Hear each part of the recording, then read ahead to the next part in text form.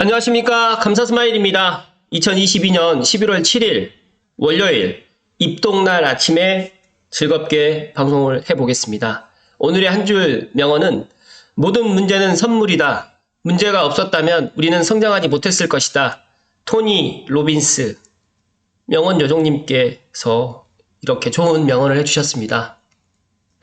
감사스마일도 어떤 문제가 생기게 되면 문제를 해결하기 위해서 많은 또 생각과 또 행동을 하게 되는데 문제가 꼭 나쁜 것만은 아니다. 우리가 문제를 통해서 성장을 갖다가 한다라는 말씀을 오늘 드리면서 오늘 방송 시작하겠습니다. 오늘 방송 드릴 주제는 조금 안타까운 소식인데요. 알고 계시는 분들은 많이 알고 계시겠지만 고양신문의 이성호 기자님의 일산 테크노밸리 지연 또 지연 기업들 일산 포기 타지역 물색을 갖다 하게 한다라는 좀 안타까운 소식을 오늘 아침에 좀 이야기 좀 드릴 수 있도록 하겠습니다. 구독하시기 전에 구독과 좋아요 좀 부탁드리겠습니다. 제가 확실하게 이 구독과 좋아요를 이야기를 하니까 조금 더 많은 분들이 최근에 좀 구독을 많이 눌러주셨습니다. 제가 구독자 이벤트를 11월 10일쯤에 업로드를 할 예정인데 지난번에 제가 말씀드렸던 구독자 7,000명, 아직 7,000명 되진 않았지만 7,000명 이벤트를 작게 준비하고 있으니까 많은 분들이 좀 참여를 해주셨으면 고맙겠습니다. 일산 테크노밸리 조감도의 모습인데요. 정말 보시는 것처럼 이 일산 테크노밸리가 지금 조성을 하는데 지연이 된다고 합니다. 어떤 이야기인지 한번 신문 기사를 토대로 한번 이야기 드려볼 수 있도록 하겠습니다.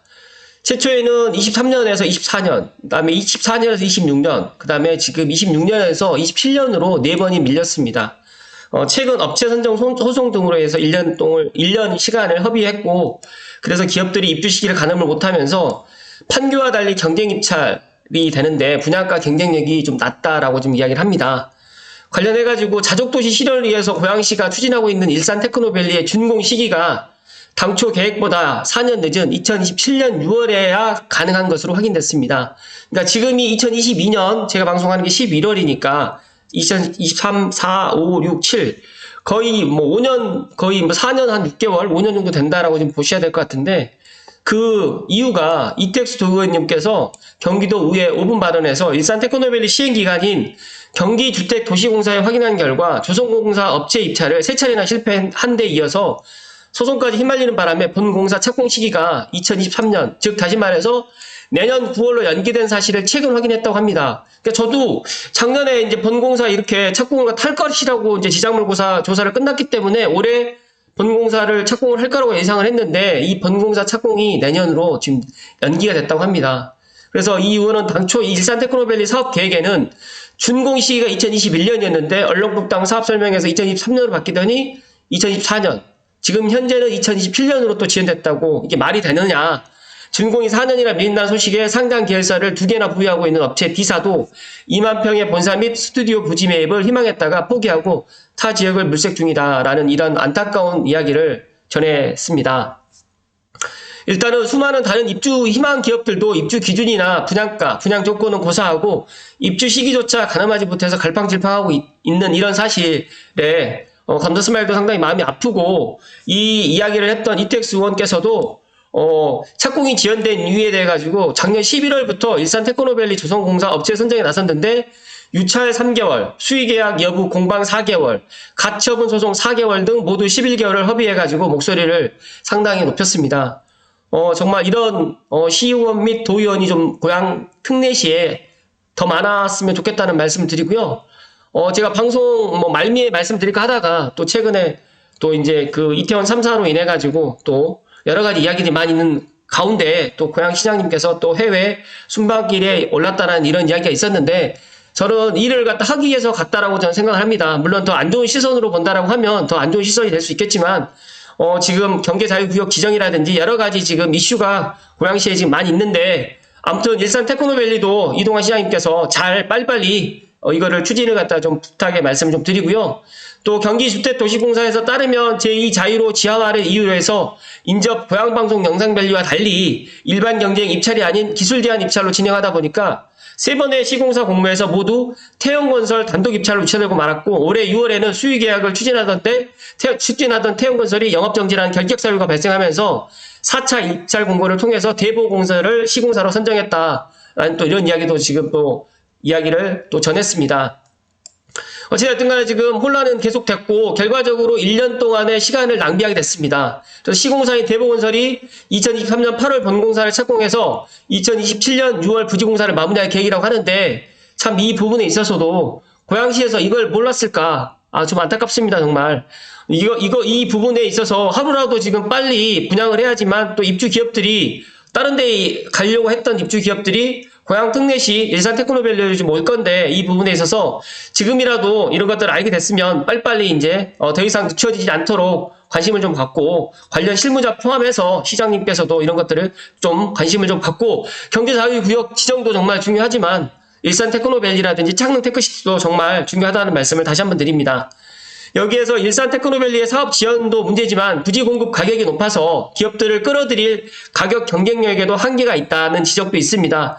산업입지개발법에 따른 판교 이 테크노밸리와 달리 일산 테크노밸리는 도시개발 사업으로 추진되기 때문에 조성 원가로 지금 공급하지 못하고 감정평가를 통해서 경쟁 입찰을 해야 된다는 이런 제도적 문제를 또 짚었는데 이 부분에 있어서는 또 산입법이 또 개정이 될 수 있기 때문에 이 개정된 이후에 정말 조성 원가로 공급을 해서 기업에게도 그러니까 기업에게도 어떤 당근을 갖다 제시하고 또 정말 우리 국내 기업뿐만 아니라 해외 기업까지 좀 많은 기업들을 일산 테크노밸리에 유치할 수 있도록 조금 관심을 좀 가져주시라는 말씀을 드리고요.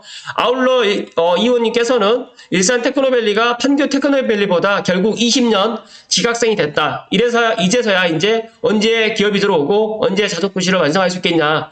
실질결결하는 조성공사를 병행하는 패스트 트랙으로 준공 일정을 앞당기고 하루속히 입주 자격이라든지 입찰 조건을 확정해서 분양 일정을 앞당김으로써 첨단 제조업 등의 앵커 기업을 유치해야 된다라고 강력히 좀 이야기를 했습니다. 물론 감사스마일도 이거를 이제 카페에서 이제 전해 들었지만 좀 안타깝습니다. 고양신문을 제가 매일 모니터링을 갖다가 하고는 있지만 제가 어떨 때 또 놓치는 부분이 있거든요. 지난주에 이 부분에 있어서 이야기를 드릴까 하다가 제가 또 지난주에 또 다른 또 방송 주제가 있다 보니까 좀 늦게 좀 이야기를 드렸는데 아무튼 이태원 참사 때문에 여러 가지 지금 어수선한 분위기가 있는데 일단 그 부분은 그 부분이고 고양시에 이런 일산 테크노밸리가 이제 더 이상 지연되지 않도록 지금 고양시장님 이하 모든 분들이 관심을 좀 가져주시라는 말씀을 끝으로 강조해서 이야기를 드리고요. 추가적으로 한 가지 더 이야기 드릴 소식이 있는데 뉴스이스의 송기현 기자님의 고양시 국토부의 조정 대상 지역 해제를 요청했다라고 합니다. 부동산 거래가 급감됐고 조정 대상 지역 해제가 필요하다라는 지금 이야기에 이제 이 부분에 있어서 이제 고양시에서 국토교통부에 고양시 전역에 대한 조정 대상 지역 해제를 요청했다고 지난 금요일 날 밝혔다고 합니다.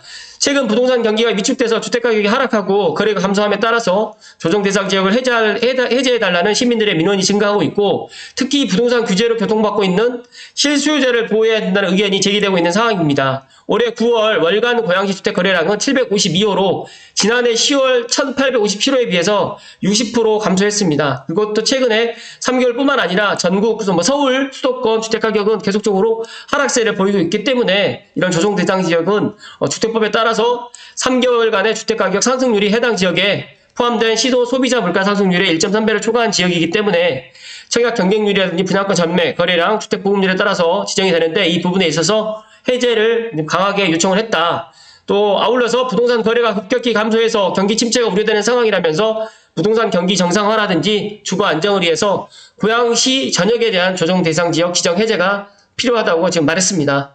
감사스마일도 이 부분에 있어서 두 손을 들어 환영하는 바이고요. 지금 현재 이렇게 거래가 안 되고 또 내년까지 이런 거래 침체가 이어진다고 하면 조정지역으로 묶일 이유가 없다라는 말씀을 다시 한번 드리고요. 제가 물 한 잔만 마시고 오늘 방송 마무리 지을 수 있도록 하겠습니다.